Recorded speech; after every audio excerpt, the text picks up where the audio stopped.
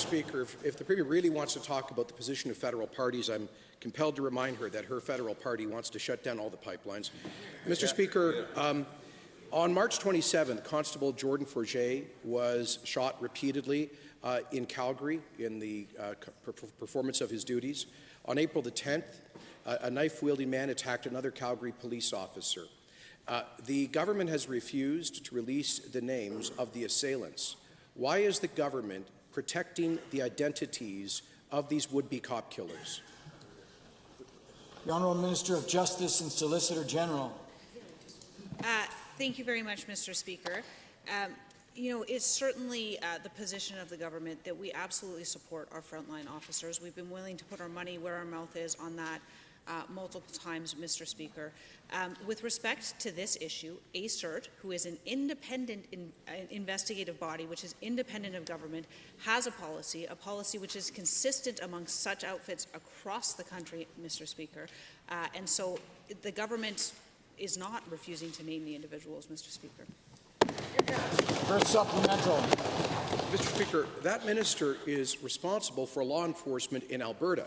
She can't duck or dodge on this issue. The Calgary Police Association, the Alberta Federation of Police Associations have both called on the government to give transparency with the release of these names, which was the policy of that task force in the past. So let me repeat. Why won't the Attorney General instruct ACERT to release the identities of these two people who had tried to kill Calgary police officers in the line of duty? The Honourable Minister. Thank you very much, Mr. Speaker. Obviously, this is a matter which has an enormous amount of public interest, but, Mr. Speaker, a matter having a large amount of public interest is precisely the time at which it is important to allow independent investigative bodies to continue to be independent. Mr. Speaker, I don't generally exercise operational jurisdiction over these agencies, Mr. Speaker. We allow them to make their own decisions, and we think that that's very important in the interest of public transparency. Second supplemental. Mr. Speaker, last week in this chamber, the Minister of Social Services said that, quotes, "Our thoughts are with the family and loved ones of the deceased being the person who tried to kill a Calgary police officer." That minister gave no expression of concern for the police officers who almost died in the line of duty, but he went out of his way to express condolences for the repeat criminals, the serious violent criminals. Mr. Speaker, why did he do that? Unbelievable. The Honourable Minister of Justice. Third main question.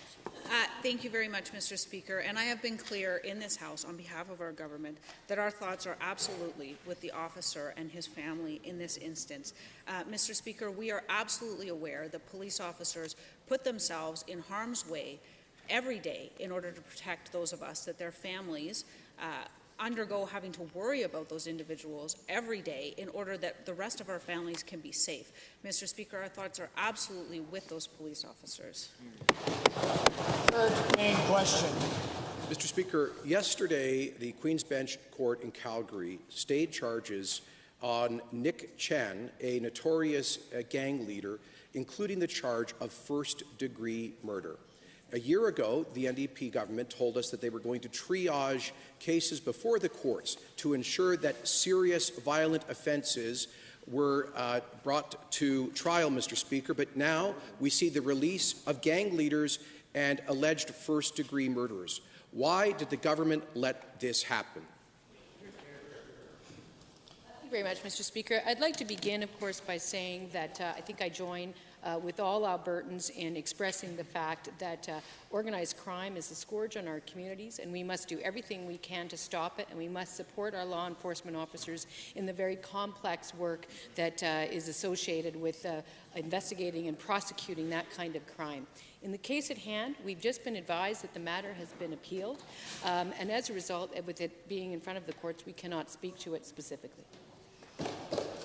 First supplemental. I'm not asking the government to comment on the appeal, Mr. Speaker. I'm asking them to commit on their failure effectively to prioritize first-degree murder prosecutions, which are now being released by the courts. Now, in March, the Provincial Court Justice René Cochard stayed several charges in a domestic violence case for the same reasons. The government told us that they were giving prosecutors the tools to focus on serious and violent crimes a year ago. Clearly that hasn't happened. Why hasn't it happened? Why are we seeing serious violent criminals released before they can be brought to justice? The Honourable Minister of Justice. Thank you very much, Mr. Speaker. And of course, I as well would like to express our condolences to the families and communities who are awaiting justice in this particular circumstance. Mr. Speaker, I'm very concerned about these issues of court timelines. This matter, as has been stated, is under appeal, so I can't speak specifically to the case. However, Mr. Speaker, our government has been clear repeatedly with the federal government that we need to see the appointment of additional Superior Court justices. Mr. Speaker, this current government has recognized the positions we created, so it's certainly a step ahead of their predecessors, but we do need to see them. Minister. Well, Mr. Speaker, the latter point is simply false. There were, I think, 1 or 2 Queen's Bench vacancies when the Liberals came to office. There are now 12. So much for the effectiveness of the provincial NDP in ensuring that we have a proper complement of judges. But that's not the issue. The issue is that Attorney General a year ago committed to prioritizing the prosecution of violent and repeat offenders, but violent and repeat offenders are being released. This is not a question for a particular case. It's a question of a policy failure. Why did the government fail to keep its word to bring to justice violent offenders? The Honourable Minister of Justice and Solicitor General. Thank you very much, Mr. Speaker, and I think it's important to correct the record on this particular matter. There are currently that number of Superior Court vacancies. Mr. Speaker, that is because this government and our predecessors created federal court positions, indicating that Alberta needed a higher number of Superior Court justices. Mr. Speaker, that Mr. Harper's government refused to acknowledge. The former federal government refused to acknowledge. And Mr. Speaker, the current government has acknowledged, and we are making progress. Thank you. Mr. Speaker, what the Justice Minister said just now is manifestly untrue. The problem is that a year ago, she committed to triaging serious violent offenders in the criminal justice system through the prosecutorial service. She has failed to keep her word. We now have gang leaders suspected of triple homicide being released. Can the minister indicate, are there higher priority cases out there to which resources have been directed? Why a total failure in keeping her commitment to prioritize the prosecution of serious repeat offenders? Thank you, Honourable Member. The Honourable Minister of Justice.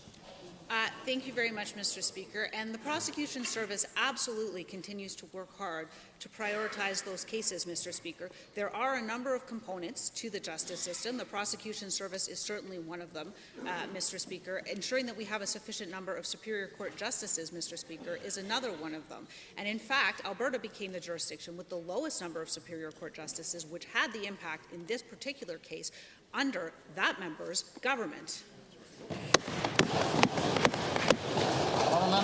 Given that this minister seems more focused on covering for her ally Justin Trudeau than getting justice done, Mr. Speaker, given that the Trudeau government has been in office for 2.5 years, given that this minister a year ago said that she would prioritize the prosecution of serious repeat offenders, why has she so manifestly failed to keep her word? The Honourable Minister. Thank you very much, Mr. Speaker. And certainly this is a problem that has occurred under the current federal government. We have absolutely been advocating for these justices. We are absolutely getting frustrated that they haven't been appointed, Mr. Speaker. But I think in this instance there is a sufficient deficit in justices to go around, Mr. Speaker. Certainly the current federal government didn't do anything about it, but neither did the former federal government when that member was sitting around the cabinet table. Second supplemental. Mr. Speaker, given that the minister keeps trying to pass the buck, given that a year ago she said that she would prioritize the prosecution of serious repeat offenders, why was that commitment not respected with this particular case, a triple murderer and a gangland leader, Mr. Speaker? Why is this the kind of person getting off scot-free to go back into our communities when this minister said that people like that would face justice? The Honourable Minister. Mr. Speaker, we are absolutely concerned about this case. As I've said, it is presently under appeal, so I can't speak to the specifics. Mr. Speaker, I will continue to say that we have advocated for more justices. We have brought forward a budget and multiple budgets that have invested in the justice system. We have brought forward changes to ensure that we're able to bring forward these serious and violent matters, Mr. Speaker. The members opposite have spoken out against all of those things. And they've voted against all of those things, Mr. Speaker. And so this government has a record of investing in the system, of making the necessary changes, and those folks have a record of criticizing. Thank you, Honourable Minister.